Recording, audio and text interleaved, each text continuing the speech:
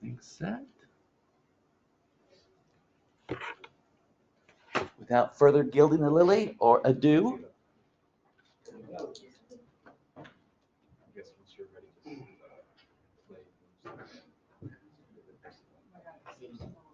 No, it's, I think we'll see because players, that's a good.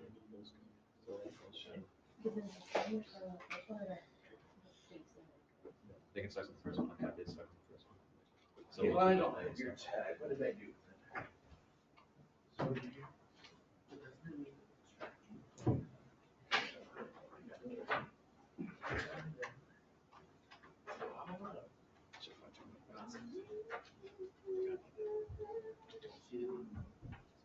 Can I just start? Yes, whenever you're ready.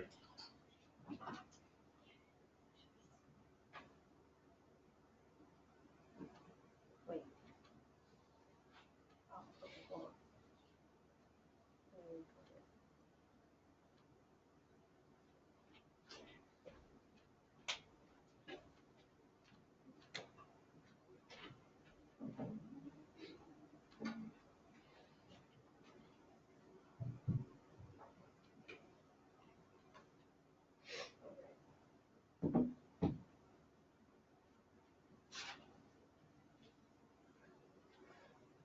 All right, my name is Taylor Hendry, and I'm going to be presenting on compensation with my group mates Caitlin, Raul, Julie, and Zach. So, the timer started on the first one. I'm going to go into what is the definition of compensation. So, compensation is the money received by an employee from an employer as a salary or wages. So, it's the compensation you are getting for spending 40 hours a week at your workplace. It is not only in money, it comes in other ways, and we'll get into that in just a second. So, my group mates. It is a great way for HR employers to widen the job applicant pool. So, compensation can be used to attract more applicants because, hey, there's this really great paying job after you get this degree. When you spend 4 years here, pays this much, you're going to have more people that want to make more money. The first thing that you probably think of when you're applying for jobs is how much am I going to make? How much are these people going to pay me for sitting at this job for 40 hours every week? And not only that, but there are other things that go into it for compensation. And we have this little graph up here. So benefits that would increase loyalty and engagement from employees to the company would be compensation was the highest. Better benefits, health benefits, career development opportunities, training and education, colleagues that you like, and corporate culture. So, for example, I work 2 jobs. I have a day job at Atlanticare, which is a big corporation in South Jersey for healthcare as a pharmacy tech, and then I also have my own company. So that kind of plays a role in how much you might get paid, how big your corporation is, what kind of pull they have in the area that you're at. And this is Toby, the HR manager. You guys know who he is from the office. It's not always your HR manager's decision of how much you get paid. A lot has to do with the market that you're in. So, for example, South Jersey, we get paid a little less than you would in Philadelphia or up in North Jersey because there's more demand, higher population of people. So, when you're looking for jobs, pay attention to the marketplace that you're in. You're probably not going to get paid for a job doing the same thing as Ohio that you would in New York City. So a lot has to, play into your pay. Oops. Okay. So for Atlanticare, something that made me want to work there was they have education. I don't know why I can't think of it right now. Tuition reimbursement. That's what it is. So I'm here at Rowan finishing a double major. I have 1 semester left because Atlanticare is giving me money to do it. And, I wouldn't say that I'm happy with my pay at Atlanticare because we're a little under pay scale versus other hospitals, but other compensation, we get a really big, nice, fat bonus around Christmas time. And not every company can offer that. So that's another thing that goes back into how big is your corporation? Who are you working for? Or maybe you're overqualified for a job and you're like, why am I sitting here at this desk? This is my dog, Mac. He's all dressed up, ready to apply for jobs. Maybe you're like, I should be paid more for what I'm doing. A lot of times you might be overqualified for a job, but that's going to affect job performance. So here's another little funny thing. We all like memes. It's going to affect how you perform at work. So the more that you get paid, the more you're going to care about your job. I hear my coworkers talk about it all the time at AtlantiCare. I don't get paid enough for this. I don't care. Somebody else will do it. So other times, an employer might give you bonuses to increase job performance, or if you're working for a corporation that needs to save money, they can even freeze your salary at what it is in an effort to stay within budgets. You want to find a job that you love and that you enjoy. So, you want to look at all of those things in that graph that I was talking about: compensation, the education opportunities, moving up within a company. All of those factors are going to kind of tie in for a better workplace. Maybe you don't like having a desk job. Maybe there's a job out there that has an ability for you to work from the Bahamas or work at home. That's another kind of compensation that a job might offer. You don't have to always be in your desk from 9 to 5, 40 hours a week. A lot of people have different reasons why they would leave a job. So something like that, being able to work from home. Maybe they don't like who they're working with, a bad work environment. Maybe they don't like their pay, which is the highest reason, obviously. Or maybe they're offered a better role somewhere else. My director at AtlantiCare just left because he was offered a higher pay working from home for a bigger corporation. You also have small companies where you hear it all the time, success stories, Domino's. Maybe you're not making the most money as a delivery driver, but you hear those guys that are delivery driver, and then 15 years later, they own 4, 5, 6, 8, 10 Domino's around the area that they live in. So here's a couple of other companies that I wanted to mention that have really great employee satisfaction: Lululemon, St. Jude's, In-N-Out, and a couple other ones are Chick-fil-A, My Pleasure, and even Wegmans. They are the top supermarket in the country. So all in all, that will increase job satisfaction, sorry.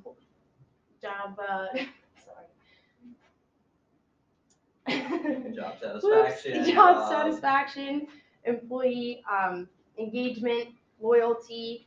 The more money that has to be spent for recruitment, the more money that has to be spent overall. Maybe that's affecting your bonus at the end of the year. So that is a little bit about what goes into compensation, and now I'm going to hand it over to my group member, Julie.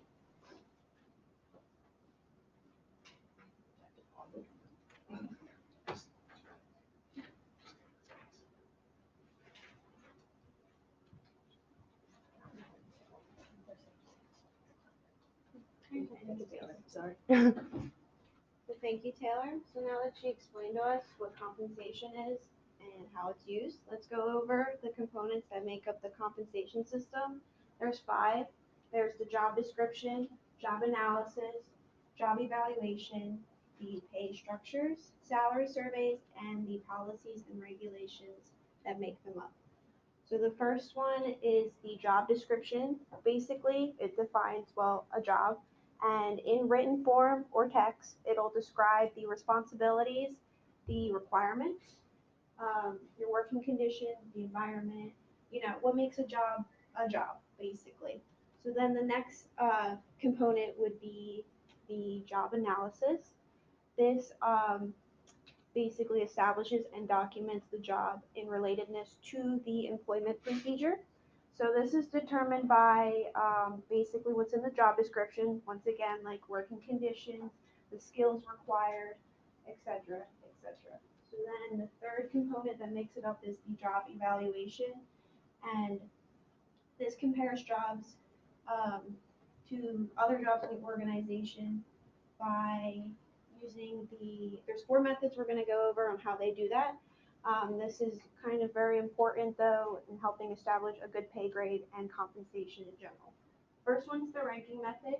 So we'll take jobs from highest to lowest based off maybe their difficulty or just the skills needed to do it. Not really the greatest thing. It's more subjective, best for more smaller organizations. And then the second method we can use is the classification method.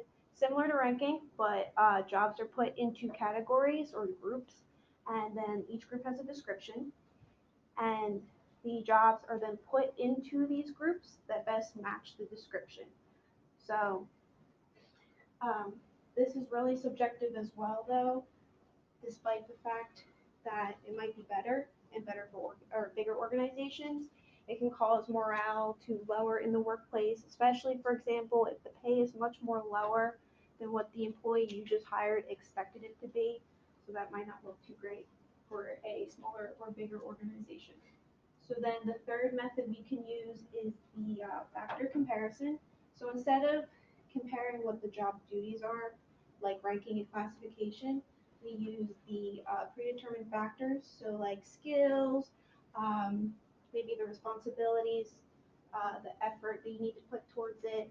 Um, so then the point method is similar to, except with the factors, there are sub-factors that help add up the points. So once they get a total value, that's how much that job is worth, and it'll help establish a better pay grade and compensation. So there are three sub-factors: skills, or not sub-factors, just factors in general. So the skills, the effort, responsibilities. So example, your education requirements would be a sub-factor to skills. So that would be a big example. So I'll give a kind of a personal example where I work. I work at Hops and Grapes. It's a liquor store. We're a more smaller organization, obviously. So I would think we probably use the ranking method to do so how we get paid. There's about 5 to 6 managers, including me. So my manager, the wine manager, his name's Owen, and he gets to manage 5 aisles of wine, which is a lot for our store. Um, and he also manages the wine tastings and online store, where I am more in the back office handling paperwork like the uh, schedules, maybe advertisements, social media. So maybe my boss thinks Owen is more difficult job, has a more difficult job than I do. So back to the components. Let's talk about pay structures. It's a more important aspect to um, compensation because um, it uses the factors that we use from the job description, job analysis, and evaluation to help establish a pay grade. So there's 2 structures. This first one is the internal equity structure. Basically, it asks the question, what does this job bring to the table for this organization? So what does the accountant bring to the table compared to what the secretary or the factory worker brings to the table for the organization? Then there is the market equity rate. So this uses the market to help establish the pay.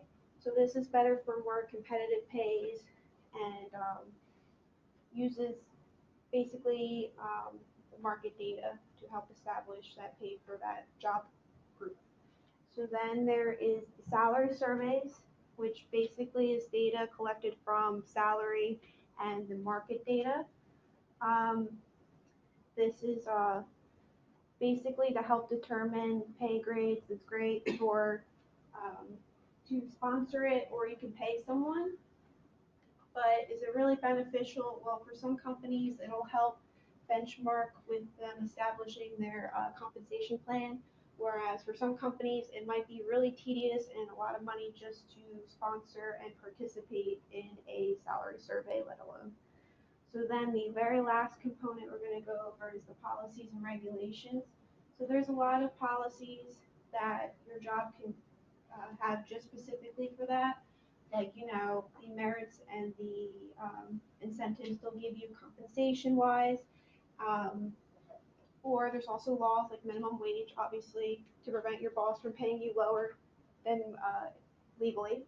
So recently in October of 2018, the NJ paid sick leave was established to give all employees at least 40 hours of sick pay leave.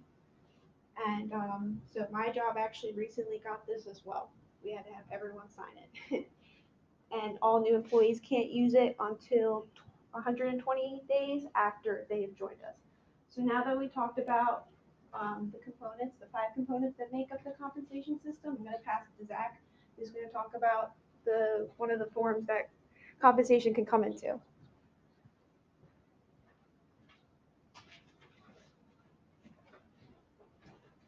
All right, thank you, Caitlin, for talking about the components of the compensation system. I'm Zach, and I'm going to talk to you today about the types of compensation that the business world has to offer on a daily basis, which are base pay, overtime pay, merit pay, bonus, and commission pay. The most well-known form of compensation is base pay or base salary. It is any fixed amount paid to an employee for work completed. It can be in 2 forms, typically through a paid salary or a hourly rate, and they are given through 26 biweekly paychecks throughout the year. And there's 2 differences between these 2. A salaried employee is an employee who works for a job for an employee or employer. They're given classified goals, and when they meet them, they're given their salary. An hourly employee punches a card in and works the hourly day to day, and they are eligible to collect overtime. And some pros and cons between these 2 are salary workers are given greater benefits such as health insurance and a 401k plan, which Raul will talk about soon. And they are not offered any overtime for any extra work that they complete. Hourly workers, however, are given overtime, and they're compensated for any work that they do, but their work week fluctuates from day to day or week to week. Overtime pay is based off a 40-hour work week. You're paid time and a half for any hour you work over that 40-hour work week. And they are regulated through the Fair Labor Standards Act, which regulates minimum wage, overtime, and child labor laws. It sets a federal minimum wage, which we all have to agree to, but some states have higher wages, and the FLSA makes them pay you that state wage depending on where you are at. But they also limit child worker labor laws and what they can perform. So like me, I work at a motion picture theater, and that is one of the 1 jobs that is exempt from overtime pay. So our managers work really hard to make sure no one works over 40 hours in a week whatsoever. But we are compensated in different ways, which is bonus pay. Bonus pay is paid on top of your salary or your hourly rate. Employees can distribute bonus pay whenever they like randomly. It's up to them. But typically it's awarded for employees who have exceeded expectations or have just worked well in general.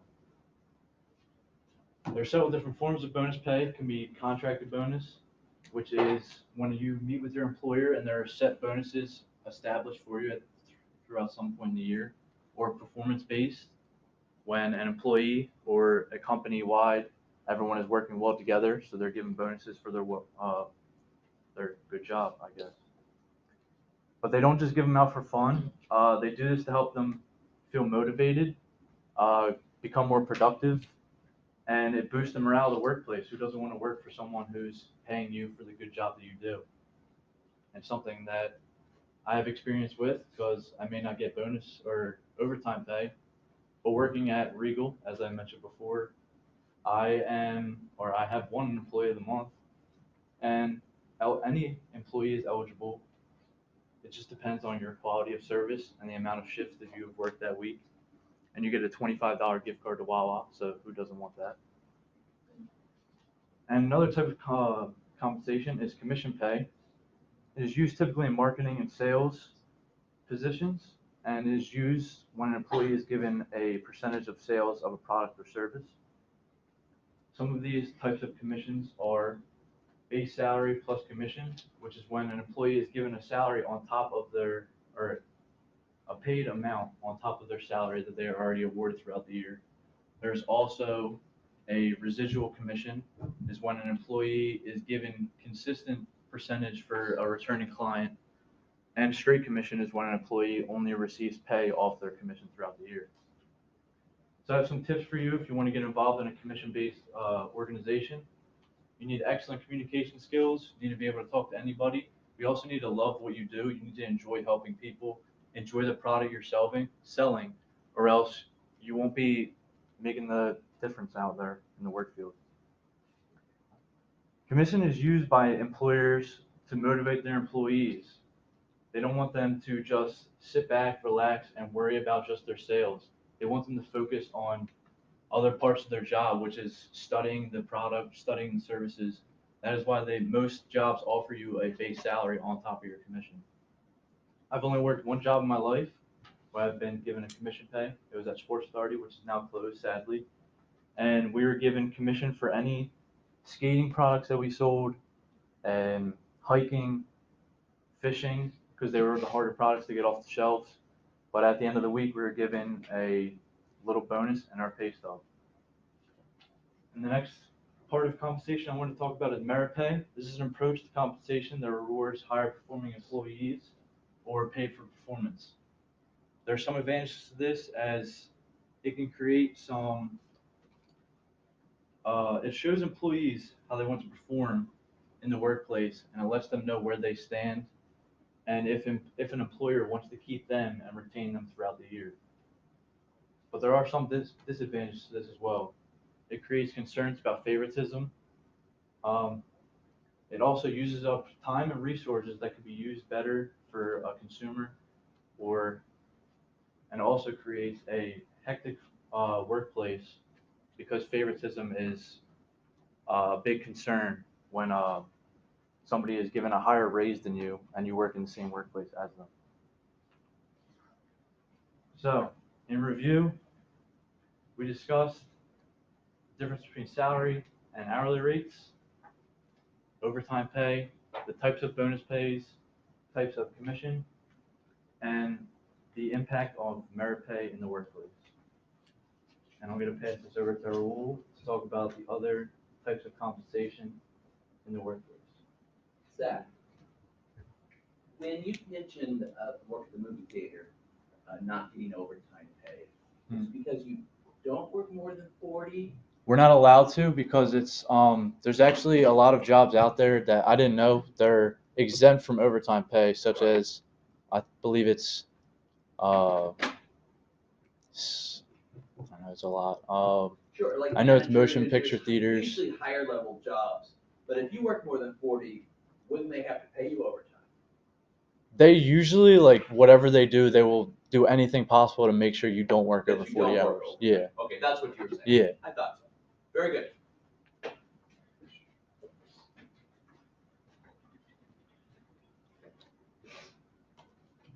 All right, so thank you, Zach, for introducing the types of compensation. I will also be talking about other types because there are so many options. There's not just one. So I'm going to talk about some that I've actually benefited from.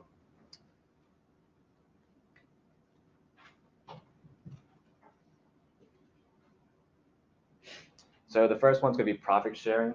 And in this one, not all companies offer this, but let's say a company wants to offer their employees to earn extra cash. They'll give them a certain percentage of profits. So that way the employee will strive to do the best to their ability. That way the company succeeds. So that's one way that companies offer one type of compensation to their employees. And in terms of the company, what they also want is they want to increase employee loyalty, because by doing that, they won't have to spend as much money on recruitment and hiring new people. So that way they keep the same people on board, and that way they're keeping things running and the business can be as successful as it is. Now, not everything is positive about profit sharing. There are some negatives. And the main one being is, let's say, for example, you have a group of employees and one of them is doing an outstanding job and the others are not slacking, but not doing as much as that person. That one individual might feel a certain type of inequality. So that he or she might feel that they are earning not enough from the profits. And the next type of compensation is kind of an allowance, they call it, but it's a compensation for when you travel for the company and they take care of your housing, traveling, and food expenses whenever you travel for them. And the reason why this is important is because as a owner of a company, you want to make sure your employee is focused on whatever that task is. If it's a meeting, you want to make sure they represent you to the best of their ability. You don't want them to focus on things as such as expenses or anything like that. You want to make sure they're just focused on that meeting. That way they can do the best they can to make your company look good. And the next type of compensation is actually paid leave. And this is important because you never know when you're going to get sick. You never know when you're going to need just a day off in general. So you want to make sure you have paid time off or paid leave so you can take a day off and make sure you get paid for it. And one of the big ones, one of the main contributors to this is actually paternity and maternity leave. And the reason why this is important as an employee, you want to make sure the employer respects your decision when you want to take a fair amount of time off for taking care of your child, your newborn. So you want to make sure that you'll have your job when you come back. And the next type of compensation plan is a 401k, which is a retirement plan. And this is important because as young adults, you want to start saving money as early as possible because you don't want to be working for the whole all of your lives. So it's important to set up a retirement plan as soon as possible. And the first type is the traditional one. And in this one, the amount that gets put in from your pay is determined from the amount you get paid before taxes. So this is important because at the end, when you withdraw the money, you'll get taxed for it. So you got to take that into consideration when you're setting up a traditional 401k. And the next one is a Roth 401k. And in this one, the amount that gets put in each time is after taxes. So the benefit of this is when you withdraw the money, you won't get taxed for it. So that's why a lot of people prefer to choose the Roth one compared to the traditional one. And an example is when we have two individuals that contributed the same amount initial investment, and they contribute the same percentage-wise each month or whatever it may be, week. At the end of the day, when they want to withdraw the money, the Roth 401k will be higher because, as I said, you'll get taxed as you put money in, not at the end. So now a little bit about myself is I've been working at Wawa for close to 4 years now. And before I applied there, I didn't really look into what type of compensation they offer. I just wanted to get a job that would be easy with school. That way I wouldn't have to focus too much on that, and that way I can prioritize school. And one thing that Wawa actually likes to encourage its employees is to either finish going to school or start going to school. So you may be asking, well, how do they do that? And as Taylor mentioned earlier, a lot of companies are starting to do this now, where they'll offer programs in a sense where they basically will pay for you to go to school. Now it may be different in each company. Some of them may pay the whole tuition, but in terms for Wawa, they do a certain amount each year.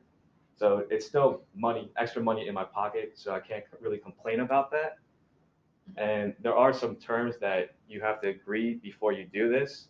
The first one being is you have to get, I believe it's a C plus in each class you take, so you can't fail anything. You might be in trouble on here, man. Hopefully not. Another thing is that there are some stipulations too. Well, one of the main ones is, let's say I get reimbursed today and I quit or get fired in the next 6 months, I will be responsible to pay that money back. So you want to make sure when you get reimbursed, you try not to do anything bad. And another good compensation that Wawa offers is stock options, which, I mean, again, it's more money in your pocket that you didn't really have to spend. The only thing you have to do is work for them. I believe it's 5 years to get a full stock from them. And the benefit from the Wawa stock is that it's private, so not everyone can get it. So in order to get it, you have to work for them. And as we all know, Wawa is a pretty successful company, so the value of that stock is, I would say, it's a decent amount. And the reason why companies love to do this is because it gives the employee a sense of ownership in that company. And when you make the employee feel that way, they'll do the best to their ability to make the company succeed. So that way, um, that is why they do that.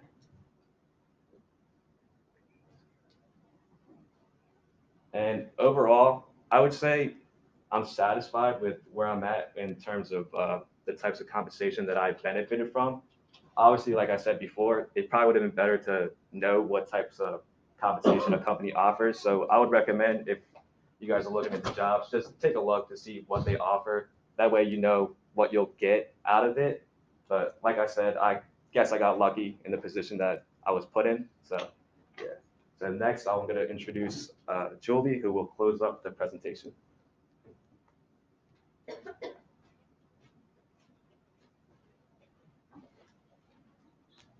Thank you, Raul, for telling us about the different types of compensation. I'm going to go into how to write a compensation plan, and this is really important as a business owner. Your biggest expense will probably be your salaries.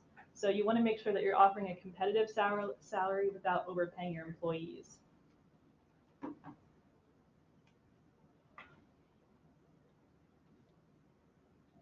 So the first thing we're going to do is write down the job descriptions.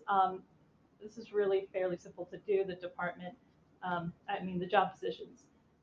If you're thinking about adding in a new employee, you should consider where that money is going to come from. Obviously, you can't cut compensation from another employee, so figure out where that money is going to come from to add in new staff. So we're going to write down the job description to develop our plan. You're going to think about the day-to-day responsibilities, the type of experience they need, educational or work, and any soft skills like problem solving, being a team player, that kind of thing for your market research.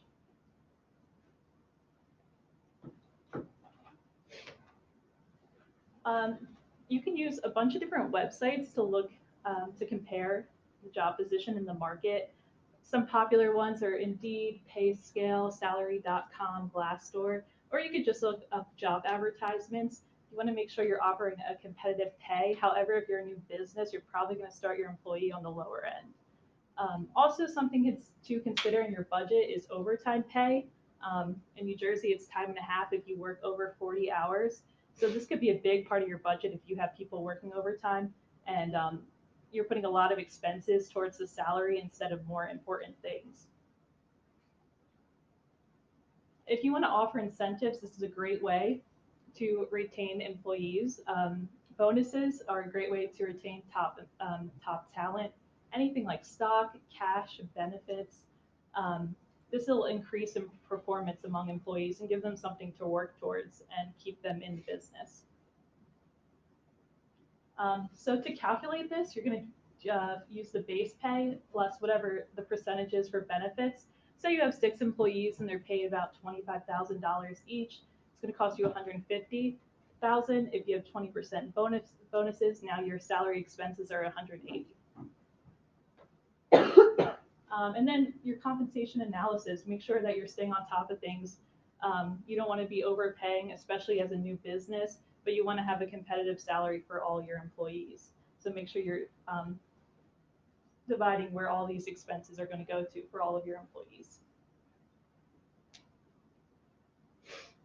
And also consult with a lawyer and an accountant. This is really important. Make sure you're keeping up with state, local, federal laws, FLSA laws, know the state minimum wage, make sure your employees are being paid overtime if they're non-exempt.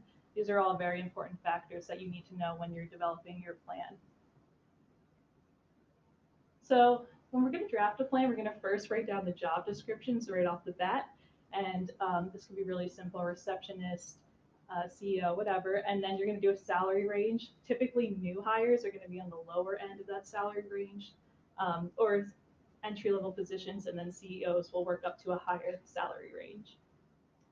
And going into the pay grade classification, I did a really simple version of it, but higher positions will be paid more. There'll be a higher letter in the alphabet, and then ideally you want to keep Milker and Hertz person, I love it. I know. You want to keep up with inflation, typically 3 to 5%. Is the inflation rates with your pay raise. And then make sure you're keeping track, set the hours for people. If there's any breaks needed in between, if they're not paid breaks, make sure you don't have too many people working overtime. This is all going to affect your expenses. So set the hours for your employees. And review it. I think you should do just a market compensation survey every year, whether you do your own or you participate in someone else. You want to make sure you're keeping in line with the rest of the job market for that particular position.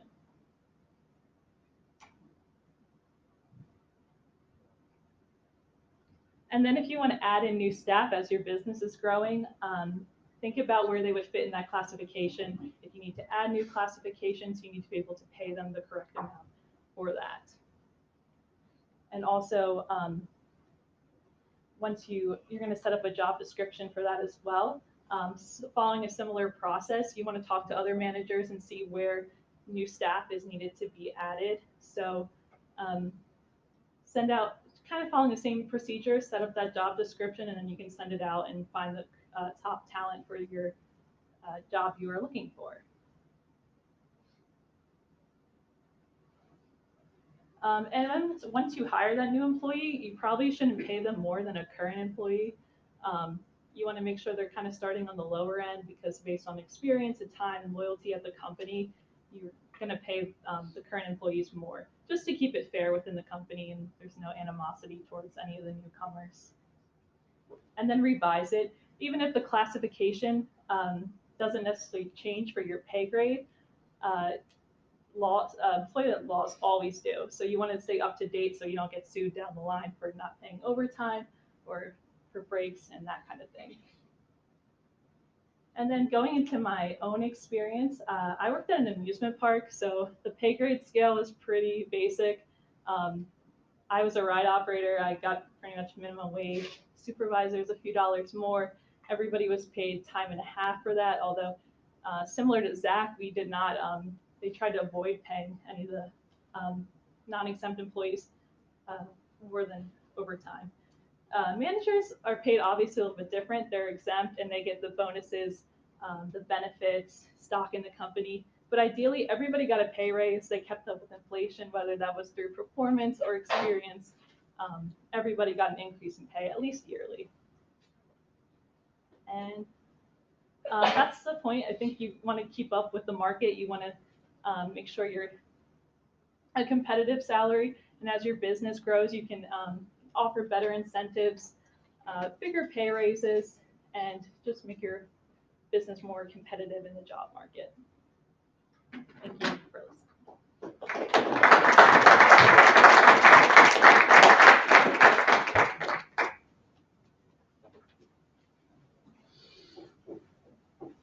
All right.